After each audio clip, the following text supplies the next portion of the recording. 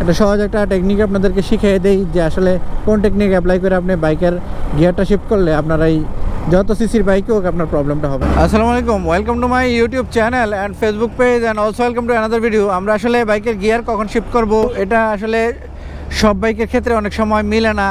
100 সিসির ক্ষেত্রে একরকম হয়ে যায়, 150 সিসির ক্ষেত্রে একরকম হয়, কিংবা 250 সিসির বাইক 300 সিসির বাইক তো এখন বাংলাদেশে চলে আসছে, যার কারণে গিয়ার রেশিওটা আসলে এখন আর তালগোল মিলে ফেলে অনেকে। কীভাবে গতির সাথে মিল রেখে আপনি গিয়ারটা শিফট করবেন এবং কীভাবে বুঝবেন কখন গিয়ার শিফট করবেন এই বিষয়টা ক্লিয়ার হন। কমন একটা গিয়ার রেশিও আছে বাইকের, বিশেষ করে 100 থেকে 150 সিসির যে বাইকগুলো আছে সেটার একটা কমন রেশিও আছে যে আপনি 1 নম্বর গিয়ারে আপনি বাইকটা চালাবেন, যখন বাইকের গতি থাকবে 10 থেকে 15 তখন আপনি 2 নম্বর গিয়ারে দিবেন। বাইকের গতি যখন 20 থেকে 25 কিংবা 30-এর মধ্যে থাকবে তখন 3 নম্বর গিয়ারে দিবেন।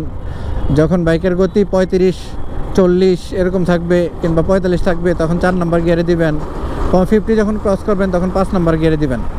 ঠিক এই সেম রেশিওটা আপনি 250 কিংবা 300 সিসির ক্ষেত্রে সেম রেশিওটা হয়তো আপনার মিলবে না। 250 কিংবা 300 সিসির ক্ষেত্রে 6টা গিয়ার থাকবে বাইকে। আপনি যদি 250 সিসির কিংবা 300 সিসির বাইকে 40-45 কিংবা 50-এই 5 নম্বর গিয়ারে দিয়ে দেন, তখন দেখবেন যে বাইকের পাওয়ার কিছুটা কম পাচ্ছে, শক্তি কম পাচ্ছে, একটু ঝামেলা হবে আর কি তখন। তো এই ঝামেলায় যেন না পড়তে হয় একটা সহজ একটা টেকনিক আপনাদেরকে শিখিয়ে দেই যে আসলে কোন টেকনিক অ্যাপ্লাই করে আপনি বাইকের গিয়ারটা শিফট করলে আপনার এই যত সিসির বাইকে হোক আপনার প্রবলেমটা হবে না। আমরা যদি গিয়ার রেশিওর চেয়ে অতিরিক্ত আরপিএম দিয়ে বাইকটা চালাই তখন বাইকের স্মুথনেসটা থাকে না, বাইকের ইঞ্জিনের সাউন্ড বেড়ে যায়, বাইক থেকে একটু ভাইব্রেশন হয়। তো এই টেকনিকটা অ্যাপ্লাই করে আপনি বাইকের গিয়ার শিফট করেন, আপনার যত যেই সিসির বাইকে আপনি চালান না কেন, সেটা 80 সিসির হইতে পারে কিংবা 250-300 সিসির হইতে পারে। আপনি যখন 1 নম্বর গিয়ারে ততক্ষণই বাইকটা চালান যতক্ষণ বাইকের স্মুথনেসটা ঠিক থাকে, বাইকের সাউন্ড ঠিক থাকে, আপনার রাইডিং কমফোর্ট থাকে। যখনই বুঝবেন যে না আপনার বাইকের সাউন্ড অতিরিক্ত হচ্ছে, বাইক থেকে ভাইব্রেশন হচ্ছে, আপনি তখন সেকেন্ড গিয়ার দেন। এভাবে সেকেন্ড গিয়ারে যতক্ষণ পর্যন্ত স্মুথনেসটা থাকে, আপনি স্মুথনেস ধরে রেখে আপনি দেন আপনি বাইকের সাউন্ড খেয়াল করবেন, বাইকের ভাইব্রেশন খেয়াল করবেন, বাইকের আরপিএমের দিকে একটু খেয়াল করবেন। এইসব বিষয় খেয়াল রেখে আপনি থার্ড গিয়ার দেন এবং এই স্মুথনেসের উপর ডিপেন্ড করে 4th gear, 5th gear, 6th gear এইভাবে দেন।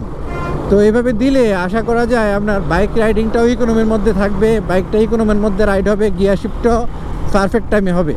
আপনি যদি 1 নম্বর গিয়ারে 8000-10,000 আরপিএমে বাইকটা চালান কিংবা 2 নম্বর গিয়ারে বাইকের 8-10,000 আরপিএমে বাইকটা চালান, তাহলে তো আপনার বাইকের ভাইব্রেশন বেশি হবে, তেল খরচ বেশি হবে, গিয়ার শিফটও পারফেক্ট টাইমে হবে। এই বিষয়টা আপনারা ক্লিয়ার হন যে আপনার আসলে বাইকটা কত আরপিএমে রাখা, আপনার বাইকটা যখন কত আরপিএমে রাখা বাইকটা গিয়ার শিফট করলে বাইকের স্মুথনেস থাকে, বাইক রাইড করতে আপনি কমফোর্ট ফিল করেন, ওইটার উপর ডিপেন্ড করে আপনি বাইকের গিয়ারটা শিফট করেন।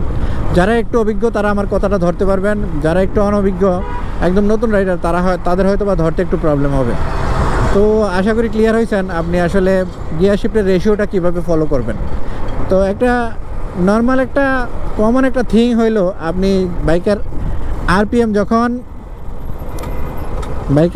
যখন আপনার 3 থেকে 5,000-এর মধ্যে থাকবে আপনি তখন প্রত্যেকটা গিয়ার শিফট করেন।